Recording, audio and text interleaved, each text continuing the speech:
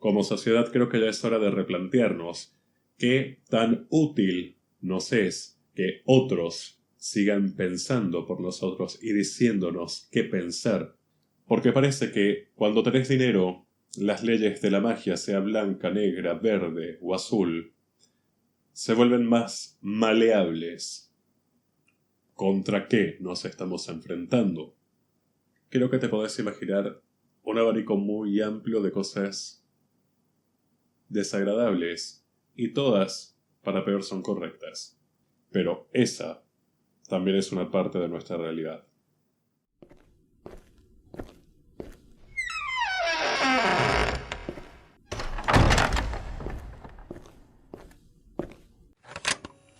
¿Qué tal?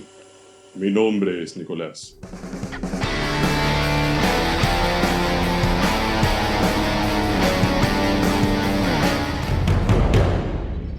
En esta nueva emisión de Hablemos desde la Parapsicología, tenemos la segunda parte de Asesinos Rituales.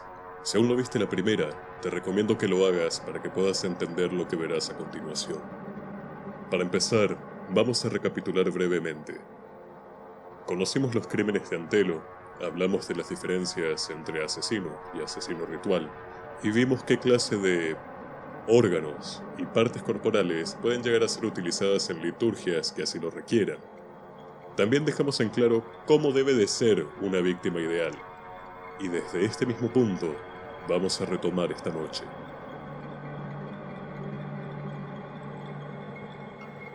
Si hablamos fugazmente sobre cómo obtener una víctima, bueno, podemos pensar en la captación, el secuestro, el robo, pero también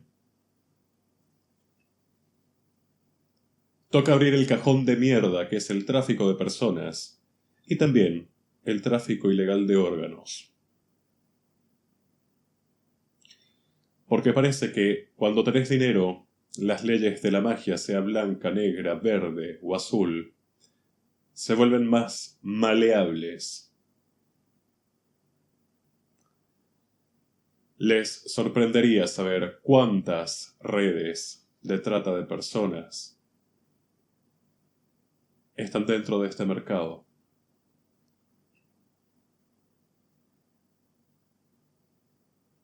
Horrible.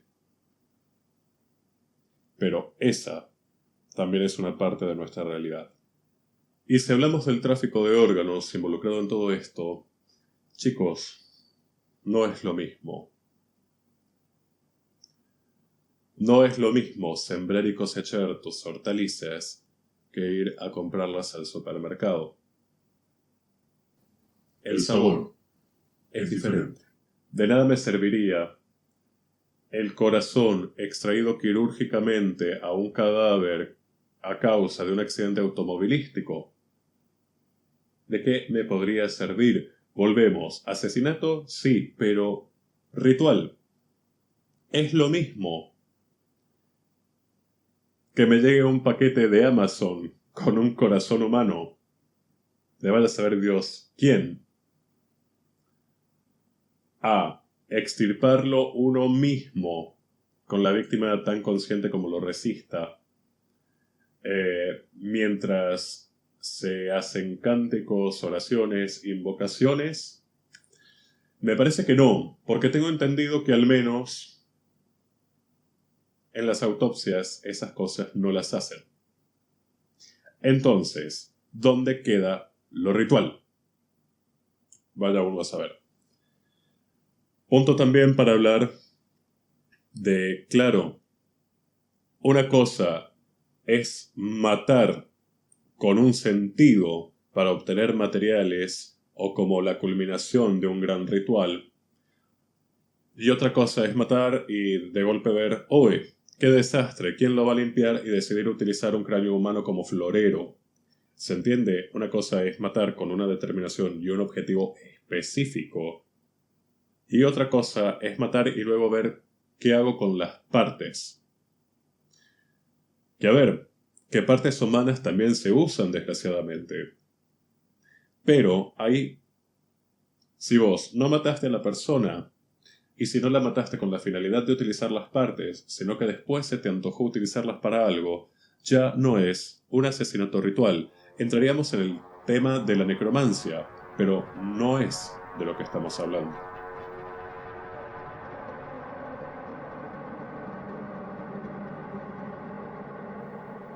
Y ya que está, ¿qué pasa cuando el asesinato ritual actúa como el culmen del ritual?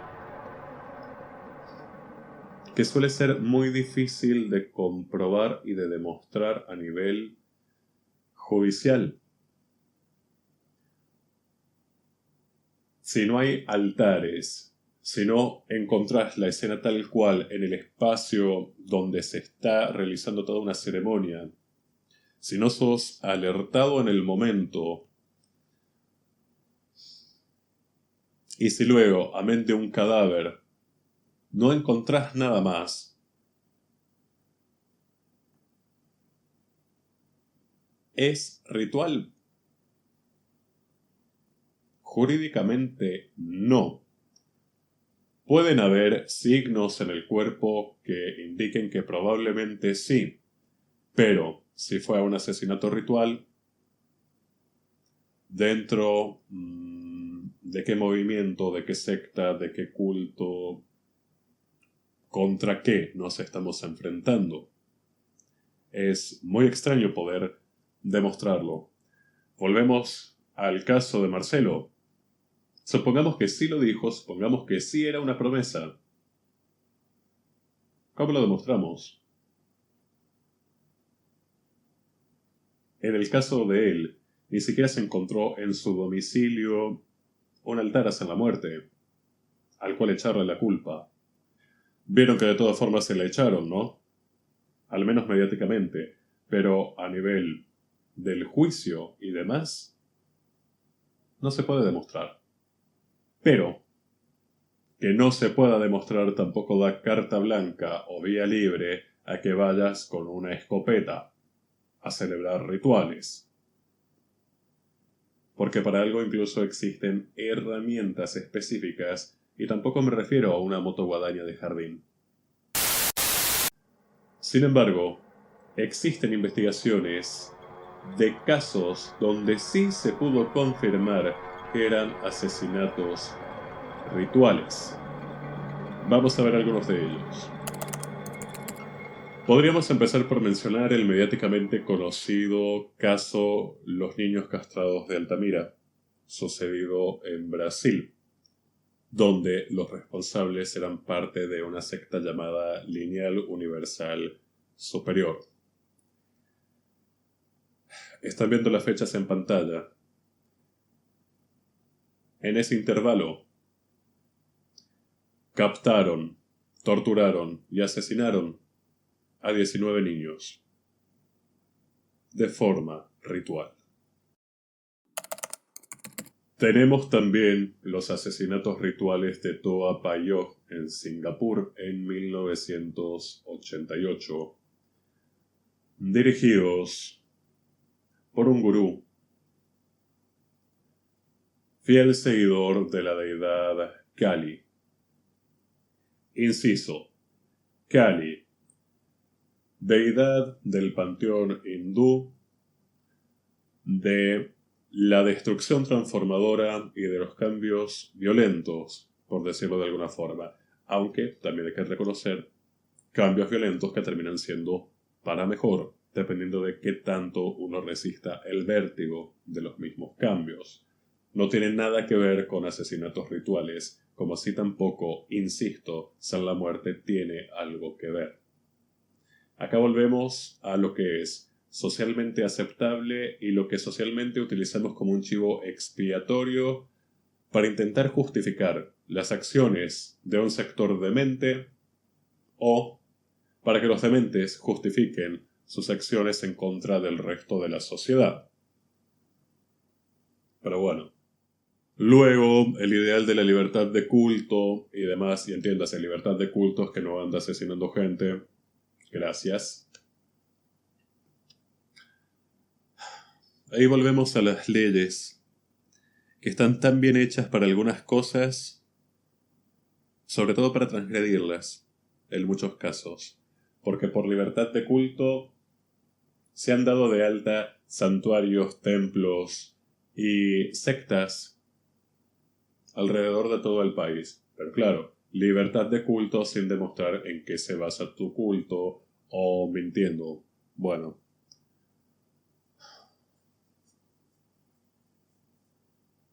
No creo que los asistentes sociales tengan que andar recorriendo templos, pero me supongo debería existir alguien que sí lo hiciera. Pasarían menos atrocidades, ¿verdad? Pero bueno, también es algo que sucede desgraciadamente en todo el mundo, porque les recuerdo que este teléfono viene sonando históricamente en el Vaticano desde hace mucho tiempo y nadie se digna contestarlo. ¿Qué le vamos a hacer?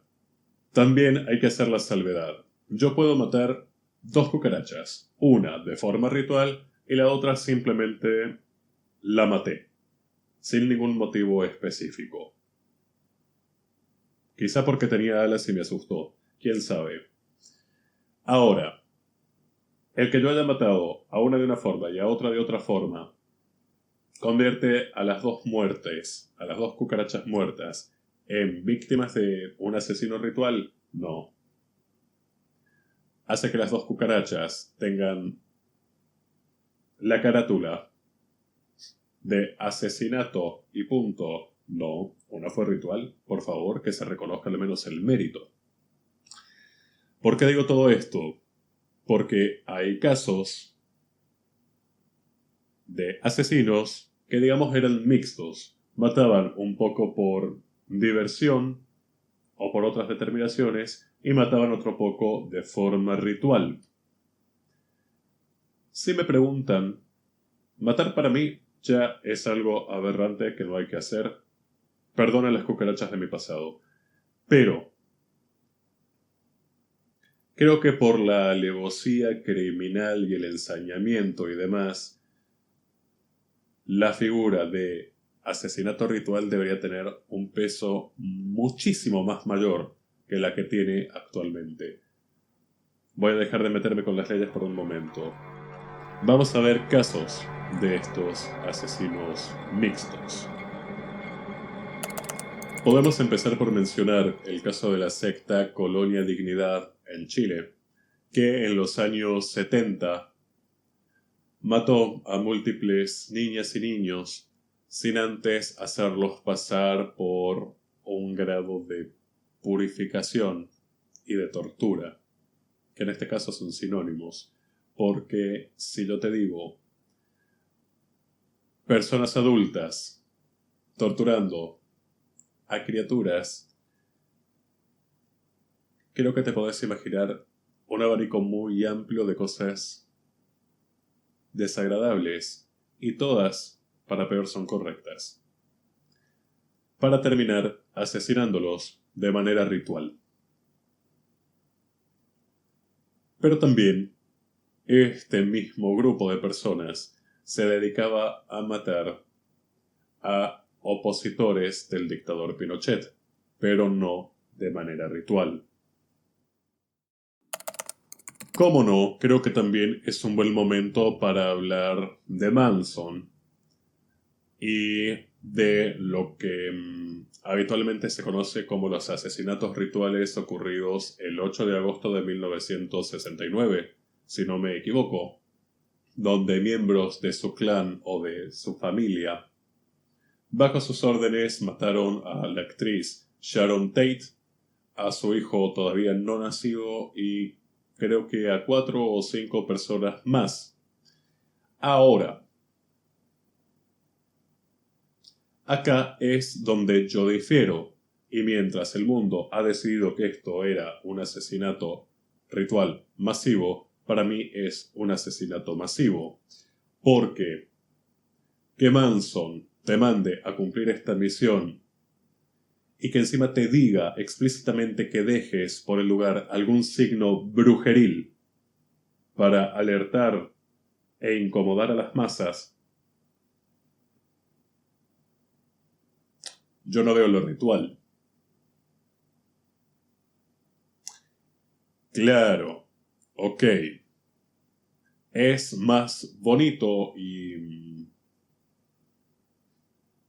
digamos que ensancha la historia contarlo de esa forma y no decir que estas personas fueron mandadas a esta residencia en busca explícitamente de un productor musical del cual Manson quería vengarse porque dijo que su intento de entrar en la industria era una aberración en sí misma. Dicho productor musical no se encontraba en ese momento en ese lugar. Ya te digo también que qué interesante buscar a alguien en la casa de otras personas ahí con la promesa y la esperanza de que esté justo de visita. Y el signo brujeril que sus secuaces decidieron dejar fue escribir cerdo en la puerta. Que ok, lo escribieron con sangre, pero yo sigo sin ver lo ritual. En fin, estadounidenses y cositas que suceden en Estados Unidos.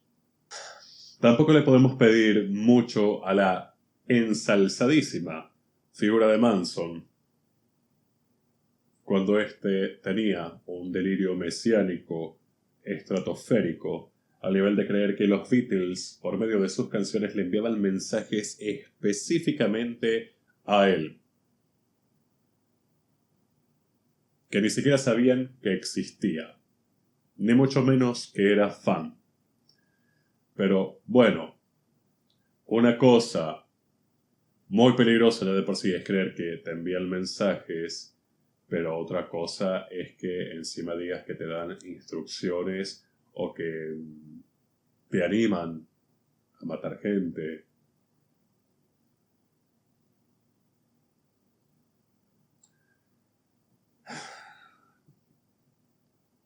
No puedo con Manson, no puedo con la cultura de Manson.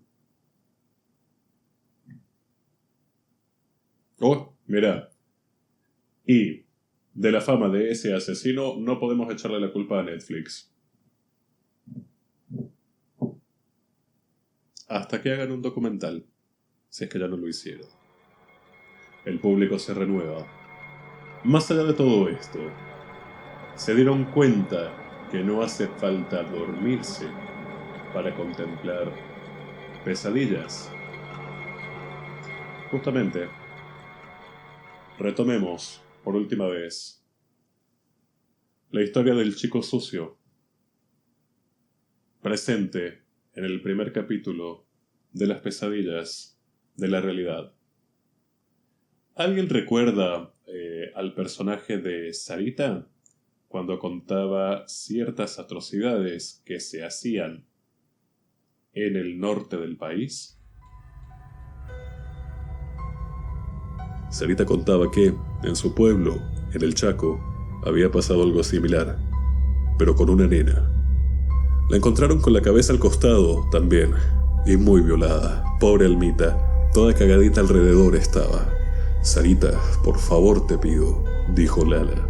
Pero si fue así, ¿qué crees que cuente? Estas son cosas de brujos. La policía cree que son narcos, dije yo. Está lleno de narcos brujos, dijo Sarita. Allá en el Chaco no sabes lo que es. Hacen rituales para pedir protección. Por eso le cortaron la cabeza y la pusieron del lado izquierdo. Creen que si hacen estas ofrendas, no los agarra la policía porque las cabezas tienen poder. No son narcos nada más, también están en la venta de mujeres. ¿Pero te parece que habrá acá, en Constitución? Están en todos lados, dijo Sarita.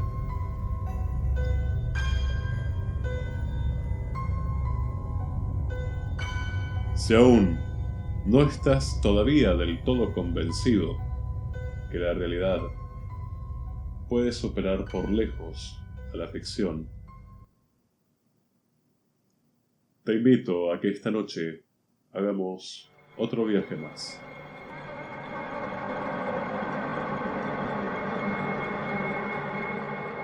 Estamos en Mercedes, ciudad de Corrientes. La mañana del 8 de octubre del año 2010, una vecina escucha bastante alboroto de perros en su patio trasero. Al ir a revisar, encuentra que los perros estaban tironeando el cuerpo sin vida de un niño. Ramón Ignacio González, de 12 años de edad, había desaparecido de la casa de su madre hacía unos días. Y no lo podemos culpar. Su madre, prostituta, no solamente alquilaba su cuerpo, sino que también alquilaba el cuerpo de Ramón. Y cito textualmente las declaraciones testimoniales: a cambio de un pancho o de una gaseosa. Eso sin contar que Ramoncito todos los días iba a vender estampitas a la estación de ómnibus. Que viéndolo en retrospectiva, era mejor eso que no recibir las infernales golpizas de su mamá. Ramón se hallaba tendido de cúbito ventral, decapitado, sin rastros de sangre.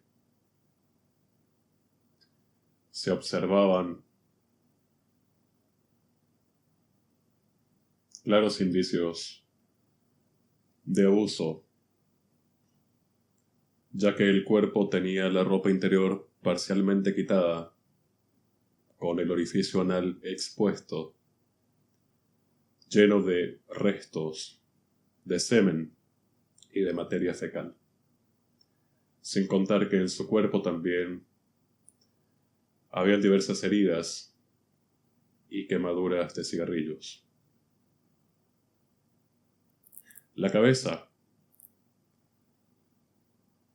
estaba depositada al lado izquierdo de donde debería estar naturalmente.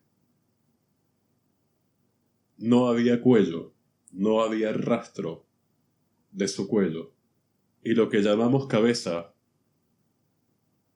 para no deshumanizarlo, era el cráneo completamente despellejado. Ni siquiera dejaron los ojos en su lugar. El crimen obviamente había sucedido en otro lugar, y eso explica la ausencia de sangre. Una vez que Ramón, o que su cuerpo, mejor dicho, se transformó en un cadáver, él mismo fue plantado en esta ubicación. Las pericias forenses certificaron que el degüello comenzó desde el lado izquierdo, mientras la víctima aún estaba con vida. El resto de las heridas indican que el degüello fue lo último, por lo tanto todo lo demás lo padeció. Cerca de un año después del asesinato de Ramón y el descubrimiento de su cadáver, una menor de en aquel entonces 15 años se dirige a las autoridades para declarar todo lo que había visto, ya que había sido obligada a presenciar todo el ritual en el que estuvo involucrado Ramoncito, tanto en las etapas previas como en la preparación final y en la ejecución. Gracias a esta niña, la causa finalmente tomó un rumbo, ya que dio tantos detalles que fue capaz de señalar a los sospechosos. Y bueno, luego vinieron los allanamientos, donde se encontró, por ejemplo, una botella de plástico con sangre que, según el ADN, coincidía con la de Ramón. Muchos restos humanos de otras personas, altares hasta la muerte, libros de satanismo donde estaban las instrucciones y también otros libros de magia negra. Con el correr de la investigación en esta nueva ruta, se determinó que quienes asesinaron a Ramón, que repito, 12 años de edad, eran personas pertenecientes a una secta naciente en la zona donde se mixturaban de forma muy irracional creencias afrobrasileras, el culto hacia la muerte, el satanismo, la magia negra.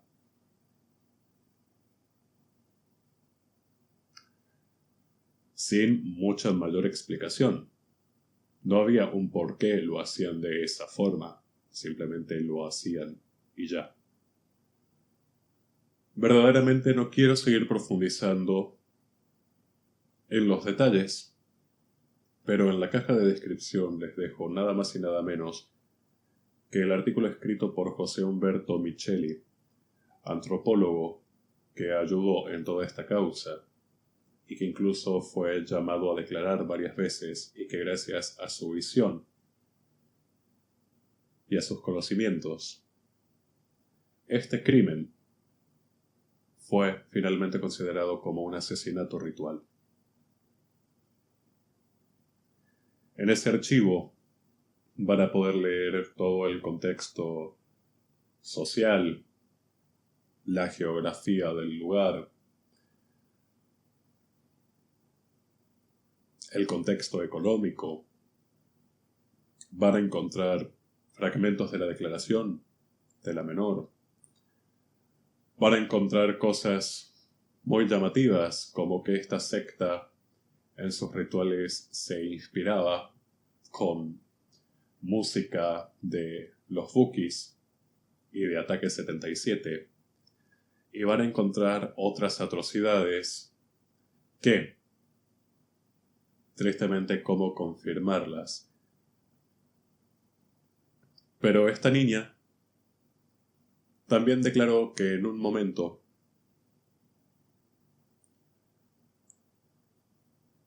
una mujer miembro de la secta abortó por propia voluntad y entregó al feto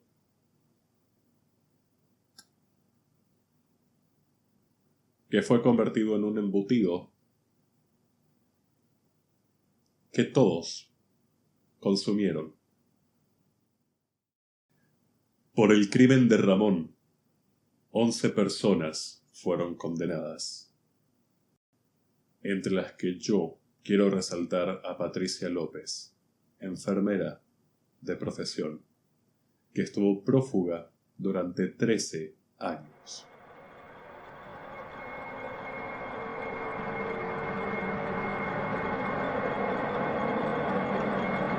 Nos vamos al sur de Santa Fe, a escasos 2 metros de un altar muy precario de San La Muerte. El martes 13 de octubre del año 2020 fue encontrado un cuerpo sin vida. Dichos restos pertenecían a Juan Marcos Correa, de 39 años de edad en ese entonces. Las personas dentro de las fuerzas que intervinieron aseguraron jamás en sus vidas profesionales haber atestiguado tamaño nivel de violencia. Juan estaba decapitado y con una gran herida en el torso. A menos de 1 metro fue encontrada su cabeza y un corazón humano que habían estado parcialmente enterrados.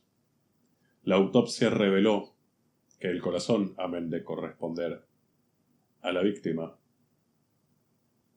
tenía determinados signos inscriptos y cortes muy específicos, amén de marcas de canibalismo. La causa se caratuló inmediatamente como asesinato ritual. El único sospechoso, un hombre llamado Carlos y apodado El Perro. Carlos ya se encontraba preso por desacato a la autoridad y también por violencia de género. Y fue estando en el reclusorio, donde comentó así muy libremente que él había asesinado a alguien en ese remoto pueblo donde desapareció Juan Marcos. Si bien nunca lo confesó abiertamente frente a la justicia, gracias a esa información que él brindó, fue encontrado el cadáver.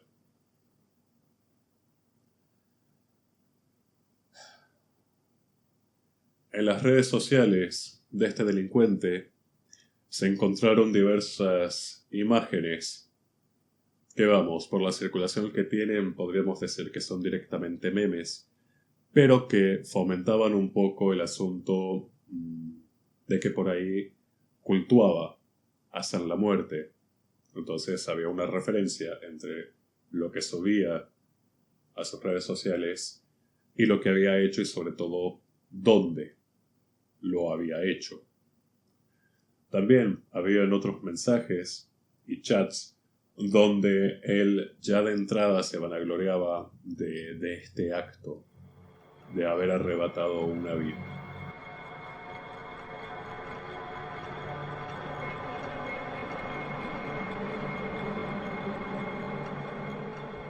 Desafortunadamente, podríamos seguir durante horas y horas analizando casos más o menos similares a todo lo largo y ancho de la Argentina.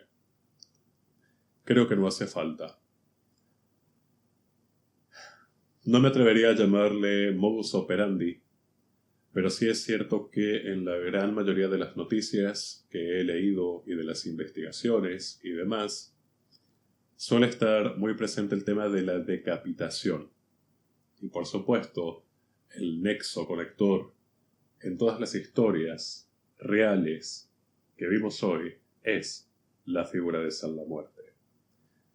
Sin embargo, hay detalles que parece que, si bien no se omiten, se pasan por alto, como que generalmente el asesino y la víctima, o el asesino o la víctima, son personas con adicciones, con otros trastornos mentales no diagnosticados y por ende tampoco tratados, y que también están envueltos en el narcomenudeo y algunos incluso en el narcotráfico.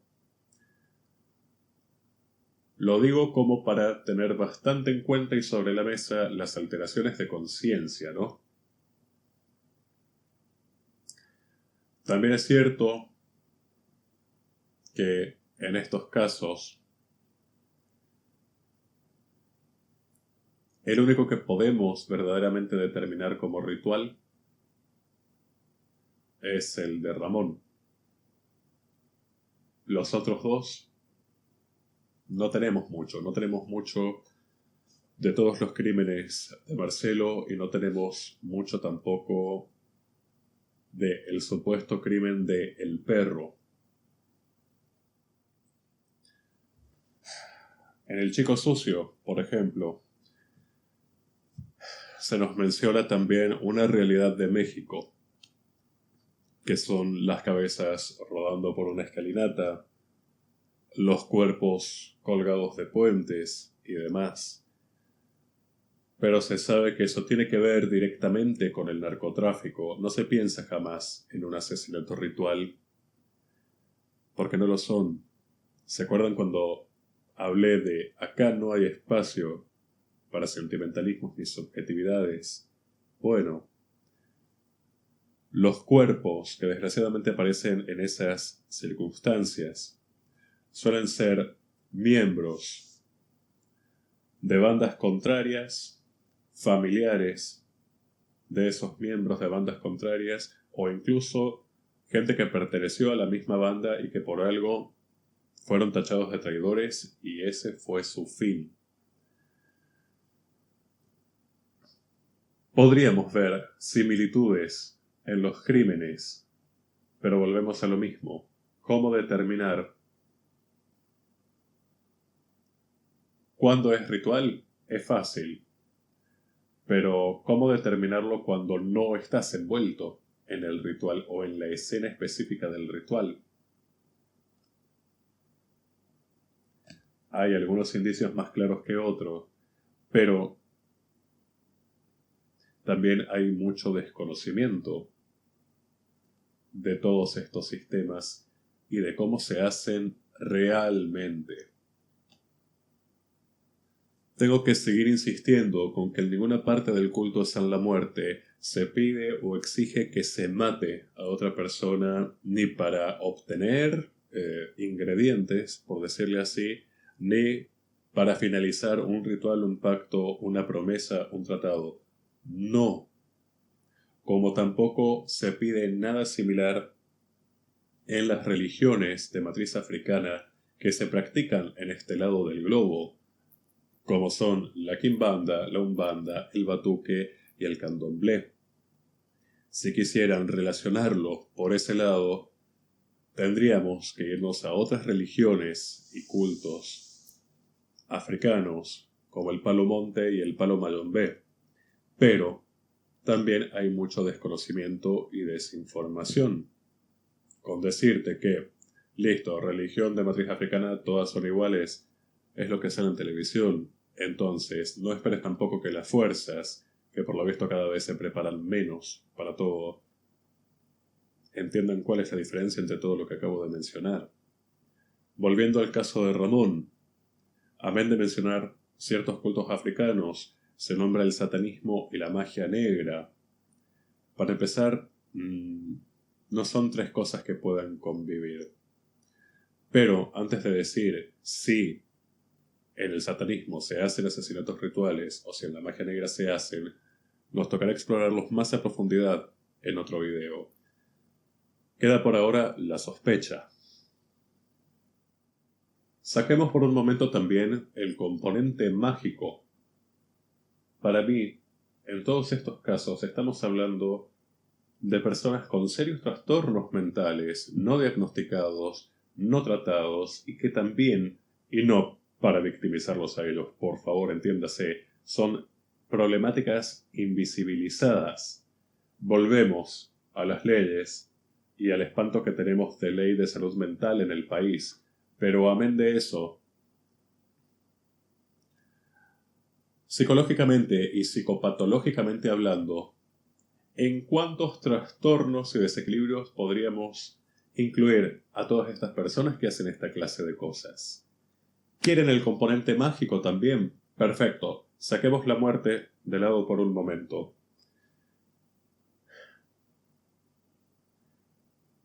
¿Quién, en su sano juicio, si se puede, ofrenda de esa manera a alguien? ¿Estás ofrendando verdaderamente algo o estás entregando tus desechos a algo / alguien? ¿Cómo creen ellos que funciona?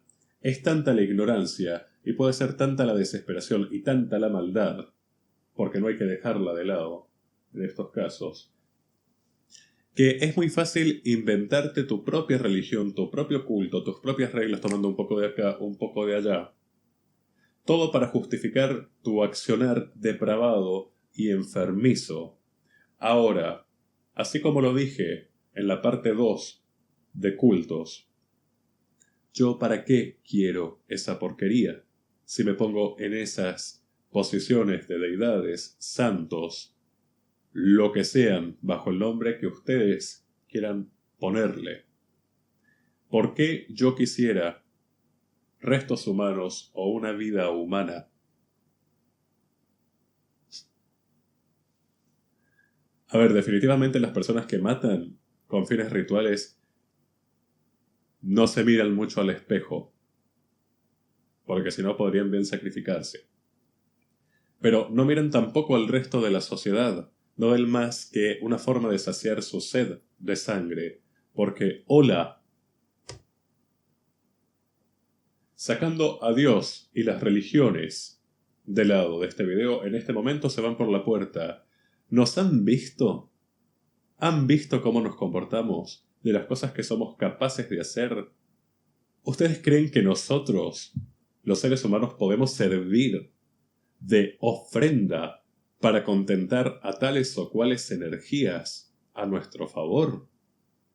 Nosotros tan impuros, tan irónicamente complejos y simples al mismo tiempo, ¿qué tenemos nosotros para ofrecerles a los del otro lado?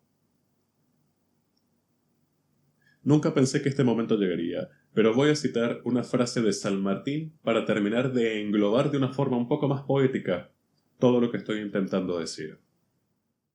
La soberbia es una discapacidad que suele afectar a pobres, infelices mortales que se encuentran de golpe con una miserable cuota de poder. Volvemos a los medios de comunicación también, porque en todos estos casos relacionamos a San la Muerte. Perfecto.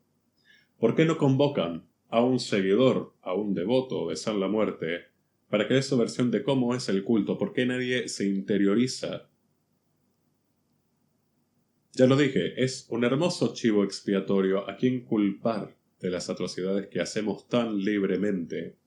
Pero claro, como sociedad creo que ya es hora de replantearnos qué tan útil nos es que otros sigan pensando por nosotros y diciéndonos qué pensar a nosotros en lugar de abrir un poquito la cabecita.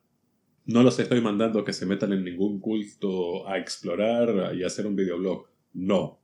Lean, piensen, analicen, investiguen, saquen conclusiones. Porque después pasan un montón de cosas. ¿Y qué tal? ¿Qué tal si el crimen cometido por este tal el perro no tiene nada de ritual y era un ajuste de cuentas y lo mató ahí porque ahí tuvo la oportunidad? ¿O qué tal si es parte de algo mucho más grande que se enmascara bajo el culto de San la Muerte? A ver, ok, sabemos que tenía el corazón medio comido por un ser humano, probablemente el perro, qué irónico el sobrenombre. Yo no encontré si le faltaba otro órgano. ¿Y sí? ¿Volvemos al tráfico de órganos y al tráfico de personas? ¿Por casualidad?